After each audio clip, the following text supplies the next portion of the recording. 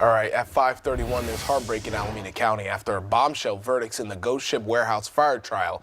After weeks of deliberations, Mac Harris was acquitted of all counts, and a mistrial was declared for his co-defendant, Derick Almena. As the judge declared that mistrial yesterday, emotion erupted from family and friends who packed the courtroom for the duration of the months-long trial. Harris and Almena were facing involuntary manslaughter charges in connection to the 2016 warehouse fire in Oakland. 36 people were killed. Officials say it was the deadliest fire in the city's history.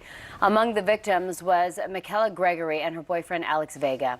Gregory's family says her boyfriend tried to protect her from those flames. They were found in the wreckage, clinging to each other. Gregory's father says he does not blame the jury for their verdict, but a friend of another victim says she believes Almena should be behind bars. I feel that he's guilty. He created this environment. He set it up for 36 people to die, and I think that he should be found guilty. I'm kind of numb right now. Almena's attorney says his client is shattered over the lives lost. So where does this leave the families of the victims who still want justice? Well, Fox 40's Eric Rucker spoke to legal experts about the situation.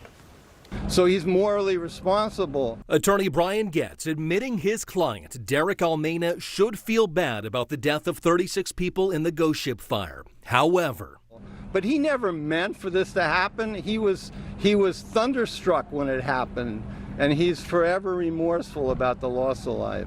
the attorney believes his client has been vindicated, at least for the moment. After weeks of deliberation, a jury could not come to a conclusion on Almena's charges. The result, a mistrial because of a hung jury. Max Harris, the other defendant, was acquitted of his charges.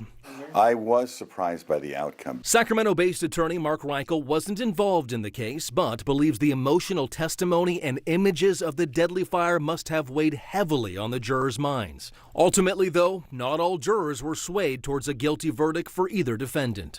They generally try to do what they consider to be the right thing, regardless of the instructions they get, regardless of what the lawyers argue. They form a decision on what they think is the right thing to do. With another trial now looming for Almena, Reichel says the jurors in this case will be heavily questioned by both sides before the next trial begins. And what would have changed your mind? And then they're going to go in and fill in those pieces.